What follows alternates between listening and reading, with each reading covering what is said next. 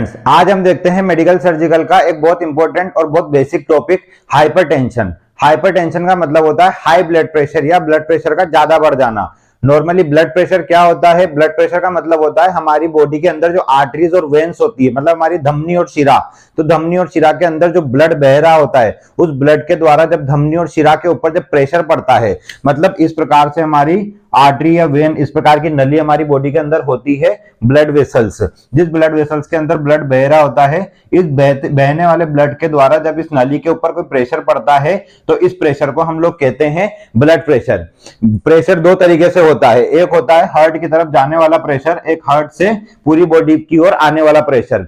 तो जब भी पूरी बॉडी से सारा ब्लड हार्ट की तरफ जाता है, मतलब राइट एट्रियम में जाता है, और राइट एट्रियम में ब्लड जाने के बाद में जब पूरा ब्लड पूरी बॉडी में सर्कुलेट होता है, तो उसके बाद में उसका जो प्रेशर होता है वो अलग होता है। तो जब ब्लड पूरी बॉडी में जा रहा होता है, तो उस प्रेशर को हम लोग बोलते हैं सिस्टोलिक ब्लड प्रेशर। और जब हार्ट से वापस पूरी बॉडी में ब्लड जा रहा होता है, तो उस कंडीशन को बोलते हैं डायस्टोलिक ब्लड प्रेशर। मतलब एक जाने वाला ब्लड और एक हार्ट से रिटर्न बॉडी में वापस आने वाला ब्लड। तो ये दोनों तरह के जो ब्लड होते हैं, इनका जो प्रेशर होता है, इनके बीच की जो गणना होती है, उसको बोलते हैं ब्लड प्रेशर। ब्लड प्रेशर का वीडियो हम पहले बना चुके हैं, आप जाकर के उसको पूरा अच्छी तरीके से देख सकते हैं कि ब्लड प्रेशर क्या होता है। तो जब ब्लड प्रेशर सामान्य से अधिक हो जाता है, सामान्य ब्लड प्रेशर कितना होता है? 120/80 mm of Hg। तो जब ब्लड प्रेशर सामान्य से अधिक हो जाता है, तो ऐसी कंडीशन को हम लोग कहते हैं हाइपरटेंशन। हाइपरटेंशन का मतलब होता है, टेंशन का मतलब होता है दाब। हमारी बॉडी में जो भी दाब होता है ब्लड के द्वारा, जो भी तरल पदार्थ के द्वारा या ब्लड के द्वारा जो दाब बनता है, उसे हम लोग बोलते हैं हाइपरटेंशन। हाइपरटेंशन को सामान्य भाषा में हाई बीपी, सामान्य भाषा मतलब जैसे गांव की भाषा में या नॉर्मल लोगों की भाषा में, क्योंकि हर कोई मेडिकल टर्म में बात नहीं करता है, तो हाइपरटेंशन सभी लोग नहीं जानते, बट नॉर्मल लोग हाई बीपी या बीपी बढ़ना इस कंडीशन को कहते हैं। तो हाई बीपी वाली कंडीशन, इसको सामान्यतः बोलते हैं हाइपरटेंशन, हम मेडिकल टर्म में बोलते हैं। इसके कुछ क्लासिफिकेशन, कुछ कैटेगरी के आधार पर हम देखते हैं। सबसे पहले हम देखते हैं normal blood pressure. Normal blood pressure में क्या होता है? सिस्टोलिक ब्लड प्रेशर और डायस्टोलिक ब्लड प्रेशर के बीच की हम डिफरेंस देखते हैं। सिस्टोलिक ब्लड प्रेशर 120 होता है और डायस्टोलिक 80 होता है, जिसे हम नॉर्मल 120/80 mm of Hg। यहां पर Hg का मतलब होता है मर्क्यूरी या पारा। ओके, नेक्स्ट हम देखते हैं प्री हाइपरटेंशन। प्री हाइपरटेंशन का मतलब क्या होता है? हाइपरटेंशन वाली कंडीशन से जस्ट पहले वाली कंडीशन या हाइपरटेंशन शुरू होने वाली कंडीशन। जब किसी व्यक्ति का सामान्य ब्लड प्रेशर 120/80 से बढ़कर अगर कुछ दिनों तक या कुछ समय के लिए अगर लगातार 120 से ऊपर लेकर के 139 तक, मतलब 120 से 139 के बीच में रहता है सिस्टोलिक ब्लड प्रेशर, और डायस्टोलिक उसका रहता है 80 से 89 के बीच में, मतलब 80 to 89। अगर ये कंडीशन होती है या अगर इससे ज्यादा भी होता है, तो इस कंडीशन को हम लोग क्या बोलते हैं? Pre hypertension. इसके बाद में हम देखते हैं स्टेज 1 हाइपरटेंशन। स्टेज 1 हाइपरटेंशन का मतलब होता है बीपी का बढ़ना। हमारी फर्स्ट स्टेज, प्रथम अवस्था क्या होती है? जब blood pressure, systolic blood pressure 140 से 159, मतलब 140 से लेकर 159 mm of Hg से लेकर के, और डायस्टोलिक ब्लड प्रेशर 90 से लेकर के 99 के बीच में होता है। तो इस कंडीशन को हम लोग क्या बोलते हैं? Stage 1 hypertension. मतलब 140 से 140/90 या उससे ऊपर अगर होता है, तो इस कंडीशन को हम बोलते हैं स्टेज 1 हाइपरटेंशन। लेकिन स्टेज 2 हाइपरटेंशन या फाइनल स्टेज हाइपरटेंशन, जिसका ट्रीटमेंट बहुत लंबे समय के लिए मतलब संभव नहीं होता है, क्योंकि इसके लिए हम लोग क्या करते हैं? कंटिन्यूअसली ट्रीटमेंट हमको लेना पड़ता है। फिर हाइपरटेंशन एक तरह की क्रोनिक डिसीज के रूप में हमारी बॉडी के अंदर स्टार्ट हो जाती है। फिर उसमें क्या होता है? हमारी बॉडी में जो आर्टरीज और वेन्स होती है, जिनके अंदर ब्लड का फ्लो है, वो कंटिन्यूअसली बढ़ा हुआ या ज्यादा ही रहता है। तो ऐसी कंडीशन जब स्टेज 2 हाइपरटेंशन होता है, तो हमारा जो सिस्टोलिक ब्लड प्रेशर होता है 160 mm of Hg से ज्यादा हो जाता है, और डायस्टोलिक ब्लड प्रेशर भी 100 से ज्यादा हो जाता है। मतलब जब हमारा बॉडी का प्रेशर 160/100 mm of Hg या उससे ज्यादा हमेशा बना रहता है, तो ऐसी कंडीशन को हम बोलते हैं स्टेज 2 हाइपरटेंशन। कुछ लोगों का इससे भी ज्यादा बना रहता है, तो वो लोग थर्ड स्टेज में पहुंच जाते हैं। अब हम देखते हैं कि कौन कौन से लोग हैं जिनको रिस्क फैक्टर है, या इसको हम बोल सकते हैं कॉजेस, कारण या रिस्क फैक्टर। हम इसमें देखेंगे किन किन लोगों को हाइपरटेंशन या हाई बीपी की शिकायत हो सकती है। फर्स्ट हम देखेंगे एज ओल्डर देन 55 ईयर्स। 55 साल की उम्र से ज्यादा के जो लोग होते हैं उनको क्या होता है, किसी प्रकार की कोई टेंशन होती है या किसी प्रकार का तनाव मस्तिष्क में होता है, जिसकी वजह से उनको हमेशा कुछ न किसी चीज का लोड बना रहता है। तो ऐसी कंडीशन में उनका जो ब्लड का फ्लो है बॉडी के अंदर वो थोड़ा फास्ट हो जाता है। एज के अकॉर्डिंग ऑटोमेटिकली बॉडी में जो ब्लड का फ्लो फास्ट हो जाता है। सेकंड है स्मोकिंग। स्मोकिंग करने वाले लोगों का भी कार्डियक रेट, हार्ट रेट थोड़ा सा बढ़ जाता है, जिसकी वजह से ब्लड सर्कुलेशन फास्ट हो जाता है। इस कंडीशन में उनको भी ब्लड प्रेशर की प्रॉब्लम हो सकती है। Family history of cardiovascular disease, किसी भी प्रकार की अगर कोई भी दिल से संबंधित बीमारियां, कार्डियोवास्कुलर मतलब दिल से रिलेटेड या फिर हमारी आर्टरी वेन मतलब ब्लड वेसल से रिलेटेड अगर किसी भी प्रकार की बीमारी अगर किसी को भी घर में है तो ऐसी कंडीशन में हमको भी हाइपरटेंशन हो सकता है। फिजिकल इमोबिलिटी और इनएक्टिविटी, मतलब फिजिकल इनएक्टिविटी, इमोबिलिटी मतलब किसी भी प्रकार की कोई क्रिया ना करना, हमेशा एक जगह पर पड़े रहना या एक जगह पर स्थिर रहना या ज्यादा भाग दौड़ या बॉडी को अगर ज्यादा एक्टिव नहीं रखेंगे तो ऐसी कंडीशन में भी क्या होता है, हाइपरटेंशन के चांसेस बढ़ जाते हैं। क्योंकि ऐसी कंडीशन में क्या होता है, बॉडी के अंदर लिपिड का लेवल मतलब कोलेस्ट्रॉल का लेवल बढ़ जाता है। लोअर सोशो इकोनॉमिक स्टेटस, किसी का अगर सोशो इकोनॉमिक स्टेटस है मतलब आर्थिक स्थिति अगर कमजोर है तो ऐसी कंडीशन में क्या होगा, उनके माइंड में बहुत सारी तरह की प्रॉब्लम चलती रहती है। किसी न किसी प्रकार का स्ट्रेस या तनाव लेने की वजह से भी बॉडी का जो हमारे ब्लड का सर्कुलेशन बढ़ जाता है, जिससे हाइपरटेंशन हो सकता है। Excessive intake of sodium in diet, ज्यादा नमक खाना एक बहुत बड़ी प्रॉब्लम होती है हाइपरटेंशन को बढ़ावा देने के लिए। मतलब ज्यादा नमक खाने से, ज्यादा सोडियम का इंटेक करने से क्या होता है, हमको ब्लड प्रेशर हमेशा तेज ही रहता है। तो ऐसी कंडीशन में अगर किसी को हाइपरटेंशन की प्रॉब्लम है तो उसको सबसे पहले हम लोग क्या करेंगे, फिजिकल एक्सरसाइज करवाने का एडवाइस देंगे और दूसरा उसको एडवाइस देंगे कि वो नमक कम खाए। इसके बाद में ओबेसिटी, ओबेसिटी मतलब मोटापा। हमारा नॉर्मल बीएमआई जो रेंज होता है वो रहता है 18 से लेकर के 24.5 किलोग्राम पर मीटर स्क्वायर, ये हमारा नॉर्मल बीएमआई लेवल होता है। लेकिन किसी का 30 या 30 से ज्यादा होता है तो ऐसी कंडीशन में उस व्यक्ति को ओबेसिटी या मोटापे का शिकार माना जाता है। जब किसी व्यक्ति का मोटापा बढ़ा हुआ होता है तो उसका ब्लड सर्कुलेशन फास्ट होता है, जिसकी वजह से हाइपरटेंशन उसको हो सकता है। रिपीटेड स्ट्रेस मतलब लगातार स्ट्रेस या तनाव लेने की वजह से हाइपरटेंशन हो सकता है। हार्मोनल इम्बैलेंस, अगर हमारी बॉडी के जो हार्मोन्स है अगर वो अच्छे तरीके से काम नहीं करेंगे तो ऐसी कंडीशन में क्या होगा, हाइपरटेंशन हो सकता है। नेक्स्ट है एक्सेसिव एल्कोहलिज्म, ज्यादा शराब पीने की वजह से या कोकीन का ज्यादा सेवन करने की वजह से या स्मोकिंग ज्यादा करने की वजह से या ड्रग्स लेने की वजह से, तो ये सब कारण हो सकते हैं हाइपरटेंशन को बढ़ावा देने के लिए। क्योंकि इसकी वजह से हमारी जो कार्डियोवास्कुलर एक्टिविटी है मतलब हमारी हार्ट की और ब्लड वेसल्स की जो एक्टिविटीज है वो धीरे धीरे डल होने लगती है, जिसकी वजह से प्रेशर कभी ज्यादा होगा कभी कम होगा। तो ऐसी कंडीशन में क्या होगा, हाइपरटेंशन के चांसेस बढ़ जाते हैं। इसके बाद में डायबिटीज मेलाइटस, किसी को अगर डायबिटीज की कंडीशन है तो हो सकता है कि साथ में उसको हाइपरटेंशन भी हो, ये एक रिस्क फैक्टर हो सकता है हाइपरटेंशन के लिए। इंक्रीज्ड लिपिड लेवल मतलब बढ़ा हुआ कोलेस्ट्रॉल लेवल, ज्यादा ऑयल खाने वाला, ज्यादा नमक खाने वाले लोगों का कोलेस्ट्रॉल बढ़ जाता है तो ऐसी कंडीशन में उनका लिपिड लेवल बढ़ सकता है, जिसकी वजह से उनके हार्ट पर अटैक हो सकता है या हार्ट उनका फंक्शनिंग जो हार्ट का पंपिंग होता है वो स्लो डाउन हो सकता है, जिसकी वजह से हाइपरटेंशन के चांसेस बढ़ जाते हैं। नेक्स्ट है स्लीप एपनिया। स्लीप एपनिया का मतलब होता है जिन लोगों को रात को सोते समय पर सांस लेने में परेशानी होती हो। सोते समय सांस लेने में परेशानी का मतलब होता है जिनका ऑक्सीजन लेवल रात के समय पर डाउन हो जाता है, तो ऐसे लोगों में हाइपरटेंशन के चांसेस बढ़ जाते हैं। हाइपर पैराथायरिडिज्म, हाइपर पैराथायरिडिज्म का मतलब होता है पैराथायराइड ग्रंथियों का आकार बढ़ना या पैराथायराइड ग्रंथियों से निकलने वाले हार्मोन का ज्यादा मात्रा में स्त्रावित होना। ऐसी कंडीशन में ब्लड प्रेशर बढ़ सकता है। प्रेगनेंसी और प्री एक्लेम्सिया, प्री एक्लेम्सिया का मतलब होता है जब प्रेगनेंसी की कंडीशन में सेकंड ट्राइमेस्टर मतलब चौथे, पांचवें और छठे महीने के दौरान, जब प्रेगनेंसी में चौथे, पांचवें और छठे महीने के दौरान अगर किसी भी प्रकार से हाइपरटेंशन या सीजर्स या बॉडी के अंदर किसी भी प्रकार की ऐसी फिजिकल एक्टिविटी जो कि नॉर्मल नहीं होती है, अगर होती है तो उस कंडीशन को बोलते हैं प्री एक्लेम्सिया। तो जब प्री एक्लेम्सिया की कंडीशन होती है तो इसमें हाइपरटेंशन के चांसेस प्रेग्नेंट लेडी में बढ़ जाते हैं।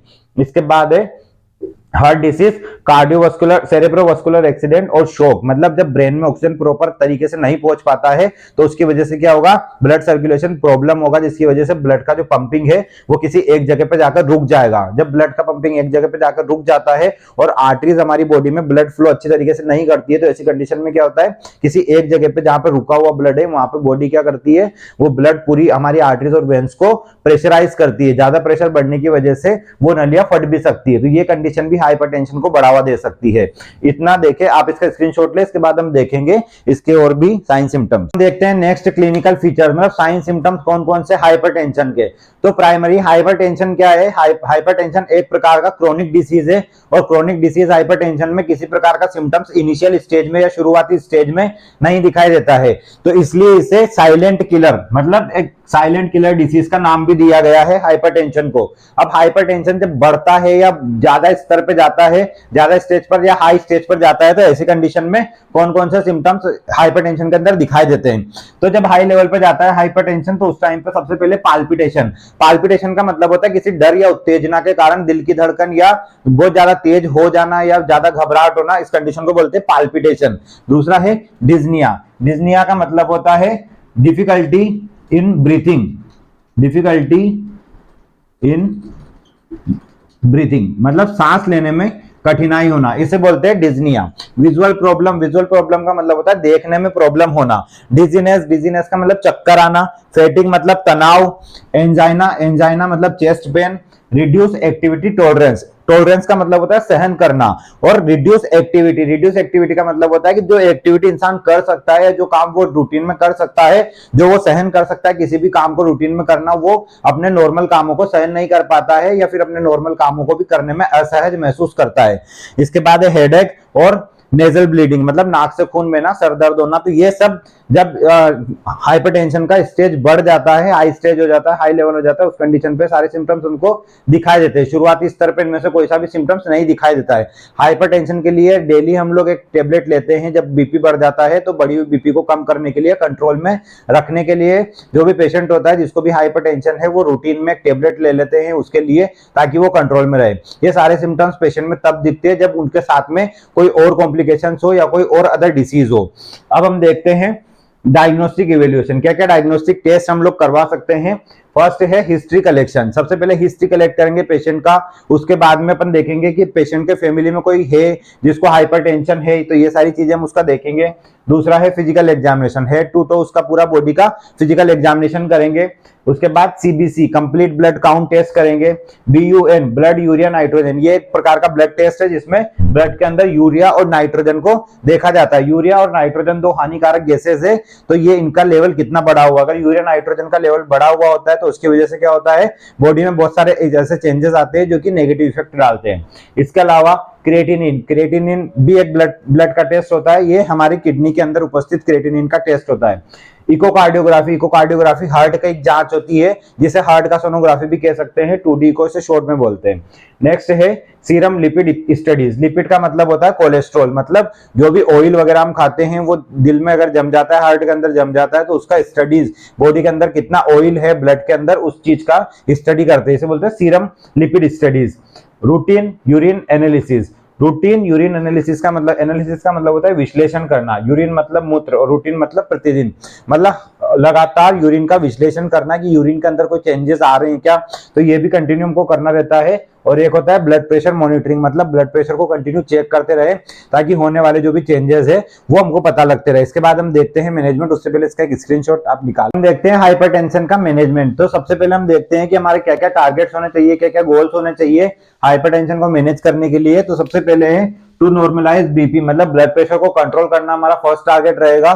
सेकंड है to prevent complications in death, जो भी कॉम्प्लिकेशंस हाइपरटेंशन की वजह से हो सकता है या जो डेथ होने के चांसेस है उनको प्रिवेंट करना है, उनको कम करना है। टू रिलीव सिम्टम्स, जो भी सिम्टम, जो भी लक्षण हमको हाइपरटेंशन के पेशेंट में नजर आ रहे हैं उन सिम्टम्स को रिलीव करना है, उनको कम करना है। तो उसके लिए हम लोग क्या क्या मेडिकल मैनेजमेंट देंगे, किस किस तरीके की हम लोग ड्रग्स या केमिकल या मेडिसिन का यूज करेंगे। तो जब अनकॉम्प्लिकेटेड प्री हाइपरटेंशन की कंडीशन होगी, मतलब ऐसा हाइपरटेंशन जो प्री हाइपरटेंशन, मतलब हाइपरटेंशन से पहले वाला जो कंडीशन रहेगा, जब पेशेंट का ब्लड प्रेशर 140 के अराउंड या 140 से थोड़ा नीचे रहेगा, तो ऐसी कंडीशन में हम पेशेंट को बीटा ब्लॉकर और डायूरेटिक्स देकर उसको कंट्रोल कर सकते हैं। बीटा ब्लॉकर्स क्या करता है, बीटा ब्लॉकर्स एपिनेफ्रिन या एड्रेनालिन को ब्लॉक कर देता है, प्रिवेंट कर देता है, जिसकी वजह से क्या होता है, ब्लड प्रेशर डाउन हो जाता है। ब्लड प्रेशर डाउन होने की वजह से धीरे धीरे ब्लड प्रेशर कंट्रोल होने लगता है। दूसरा है डायूरेटिक्स। डायूरेटिक्स क्या करता है, डायूरेटिक्स यूरिन का फ्लो बढ़ा देता है। जब यूरिन का फ्लो बढ़ जाएगा, जब यूरिन शरीर से बाहर जाएगा, तो ऐसी कंडीशन में क्या होगा, ब्लड का प्रेशर कम होता है। जब भी ब्लड प्रेशर बढ़ता है तो ऐसी कंडीशन में क्या होता है, पानी ज्यादा पीने से या डायूरेटिक लेने से यूरिन का फ्लो अगर बढ़ता है, यूरिन शरीर से बाहर निकलता है, तो उसकी वजह से ब्लड प्रेशर कम होता है। तो ये एक अच्छा उपाय है ब्लड प्रेशर कम करने के लिए, डायूरेटिक्स। इसके अलावा जब हाइपरटेंशन बढ़ जाता है या ज्यादा लेवल पर होता है, तो हम ये कुछ मेडिसिन है जिनका यूज करते हैं। तो फर्स्ट है वेसोडाइलेटर। वेसोडाइलेटर वेसल्स जो होती है हमारी ब्लड वेसल्स, उसको डायलेट कर देता है, ओपन कर देता है। मतलब ओपन ब्लड वेसल, जो हमारी आर्टरीज होती है, वेन्स होती है, उनको डायलेट कर देता है, उनको खोल देता है, जिसकी वजह से क्या होगा, ब्लड जो है वो आराम से आर्टरीज और वेन्स के थ्रू निकल जाता है, जिसकी वजह से प्रेशर आर्टरीज और वेन के ऊपर कम पड़ता है। तो इसमें हमारी मेडिसिन है हाइड्रोलाजिन और मिनॉक्सिडिल का हम इसमें यूज कर सकते हैं। ये इसके एग्जांपल्स है वेसोडाइलेटर के। दूसरा है calcium channel blocker. Calcium channel blocker, इसको सीसीबी मेडिकेशन भी बोलते हैं। सीसीबी के अंदर क्या है, ये क्या करता है, इसके अंदर आता है एम्लोडिपिन और इसराडिपिन। ये क्या करता है, ब्लड के फ्लो को ये बढ़ा देता है। ब्लड के फ्लो को बढ़ने की वजह से क्या होगा, ब्लड आसानी से आर्टरीज और वेन्स के थ्रू फ्लो होकर के अच्छे से निकल जाएगा। नेक्स्ट है अल्फा 1 ब्लॉकर। अल्फा 1 ब्लॉकर क्या करता है, नोर एफ्रिनरिन, नोर एपिनेफ्रिन या नोर एड्रेनालिन को ये क्या करता है, प्रिवेंट कर देता है। मतलब जो हमारे ब्लड में एक हार्मोन होता है नोर एपिनेफ्रिन, इसको ये क्या करता है, प्रिवेंट कर देता है, मतलब इसको खत्म कर देता है। इसकी वजह से क्या होगा, ब्लड का फ्लो है जो अच्छी तरीके से बढ़ जाएगा। तो ऐसी कंडीशन में अल्फा 1 ब्लॉकर हमको यूज में लेना फायदेमंद होता है। इसके बाद बीटा ब्लॉकर। बीटा ब्लॉकर हम देख चुके हैं। बीटा ब्लॉकर क्या करता है, हार्ट रेट को कम कर देता है और प्रिवेंट एपिनेफ्रिन, मतलब एपिनेफ्रिन को प्रिवेंट कर देता है। इसके बाद है combined alpha and beta blocker. मतलब आप अल्फा और बीटा ब्लॉकर दोनों को लेंगे। दोनों एक साथ लेने से क्या होगा, दोनों को एक साथ लेने की वजह से हार्ट रेट जो रहता है वो स्लो डाउन हो जाता है, कम हो जाता है। इसके बाद है एस इनहिबिटर्स। एस इनहिबिटर्स का फुल फॉर्म है एंजियोटेंसिन कन्वर्शन एंजाइम, ये एसीई, एस इनहिबिटर्स। तो ये क्या करते हैं, ये हमारे वेन्स और आर्टरीज को रिलैक्स कर देते हैं। रिलैक्स कर देते हैं मतलब ये कॉन्ट्रैक्ट कर देते हैं, फैला देते हैं। तो फैला देने की वजह से क्या होगा, जो ब्लड है वो अच्छी तरीके से फ्लो होकर के बाहर निकल जाएगा, जिसकी वजह से ब्लड प्रेशर कम हो जाता है। नेक्स्ट है डायूरेटिक्स। डायूरेटिक्स क्या करता है, डायूरेटिक्स यूरिन का फ्लो बढ़ा देता है, जैसे लेसिक्स, डाइटोर या लेसिलेक्टोन जैसी कुछ मेडिसिन होती है, ये यूरिन का फ्लो बढ़ा देती है, जिसकी वजह से यूरिन बाहर निकलता है और ब्लड प्रेशर कम होता है। अब हम देखते हैं नर्सिंग मैनेजमेंट, किस प्रकार से एक नर्स के रूप में हम लोग काम कर सकते हैं। तो फर्स्ट है रेगुलर वाइटल चेकअप्स। स्पेशली हम चेक करेंगे पेशेंट का ब्लड प्रेशर, लेकिन पेशेंट के सारे वाइटल्स मतलब temperature, pulse, respiration, blood pressure और सेचुरेशन, पेरिफेरल ऑक्सीजन, ये सब चीजें उसका चेक करेंगे। सेकंड है एडमिनिस्टर प्रेस्क्राइब मेडिकेशन। मतलब जो मेडिकेशन उसको डॉक्टर के द्वारा सलाह दी गई है, वो मेडिकेशन पेशेंट को रेगुलरली टाइम पर, मॉर्निंग इवनिंग जो भी टाइम पर देना है उस टाइम पर उसको प्रोवाइड कराए। इसके बाद है कंफर्टेबल एनवायरनमेंट। पेशेंट को कंफर्टेबल एनवायरनमेंट देने से क्या होगा, पेशेंट का स्ट्रेस कम होगा। जब स्ट्रेस कम होगा तो माइंड पे लोड कम पड़ेगा, जिसकी वजह से पेशेंट क्या होगा, तनाव में नहीं जाएगा। इसकी वजह से उसका हाइपरटेंशन कम हो सकता है, उसका ब्लड प्रेशर कंट्रोल रह सकता है। तो कंफर्टेबल एनवायरनमेंट प्रोवाइड कराएंगे। इसके बाद है assess the science of complication. जो भी उसके कॉम्प्लिकेशंस के साइन उसकी बॉडी में अगर हमको दिख रहे हैं, ऐसे कुछ लक्षण या चिन्ह हमको दिख रहे हैं जो कॉम्प्लिकेशन उत्पन्न कर सकते हैं, तो उनको असेस करना है और प्रिवेंट करना है। इसके बाद है assess intake and output regularly. मतलब जैसा हमने देखा था कि डायूरेटिक्स लेने की वजह से क्या होगा, पेशेंट का यूरिन का फ्लो बढ़ जाता है, जिसकी वजह से हाइपरटेंशन कम हो जाता है। तो हमको ये देखता रहना पड़ेगा कि पेशेंट का आउटपुट, मतलब यूरिन आउटपुट और फ्लूइड इनटेक, पानी कितना पी रहा है और यूरिन कितना जा रहा है, इसका रेगुलरली असेस करता रहना पड़ेगा। इसके बाद है provide comfortable position during the sleep. तो पेशेंट को जब भी पेशेंट सोता है या रेस्ट करता है, तो ऐसे टाइम पे उसको कंफर्टेबल पोजीशन प्रोवाइड करवाना है, जिसकी वजह से उसका स्ट्रेस कम हो सके, तनाव कम हो सके, तो जिसकी वजह से ब्लड प्रेशर उसका सामान्य रहता है। इसके बाद इसके अलावा हम लोग देखेंगे नर्सिंग डायग्नोसिस। तो पेशेंट का क्या क्या नर्सिंग डायग्नोसिस बनता है, हाइपरटेंशन की कंडीशन में कौन कौन सी कॉम्प्लिकेशन या कौन कौन सी प्रॉब्लम्स उसको फेस करनी पड़ती है। तो फर्स्ट है एंजाइटी। एंजाइटी मतलब बेचैनी। जब भी ब्लड प्रेशर बढ़ता है या हाइपरटेंशन होता है, तो ऐसी कंडीशन में सबसे पहली चीज होती है बेचैनी। तो बेचैनी काय से रिलेटेड है? एंजाइटी हमारी डिसीज कंडीशन से, जो भी हमारी समस्या हाइपरटेंशन उससे रिलेटेड है। दूसरा है नॉलेज डेफिशिएंसी। नॉलेज डेफिशिएंसी मतलब पेशेंट को जब भी हाइपरटेंशन होता है तो हर पेशेंट को ये नहीं पता होता है कि उसको ब्लड प्रेशर है और कितना नहीं है, तो ये सारी चीजें उसको पता नहीं होती है, तो उसको कंट्रोल करने के लिए उसके पास मेजर्स कुछ होते नहीं है, तो हमको उसको नॉलेज देना पड़ता है हेल्थ एजुकेशन के थ्रू। इसके बाद है रिस्क फॉर इंजरी, मतलब पेशेंट को हाइपरटेंशन की कंडीशन में कभी भी इंजरी के चांसेस बढ़ सकते हैं। जब भी हाइपरटेंशन होता है तो डायबिटीज भी हो सकता है, तो ऐसी कंडीशन में पेशेंट का जो भी फ्लूइड इनटेक या वाटर इनटेक, इसके अलावा पेशेंट को किस तरह की डाइट लेना है और लो सॉल्ट डाइट लेना है, पेशेंट को अल्कोहल प्रिवेंट करना है, स्ट्रेस कम लेना है, तो ये सारी चीजों का पेशेंट को ध्यान रखना रहता है। अगर इन चीजों का ध्यान नहीं रखता तो पेशेंट को इंजरी के चांसेस, चोट लगने के चांसेस, ये सब कुछ बढ़ जाते हैं।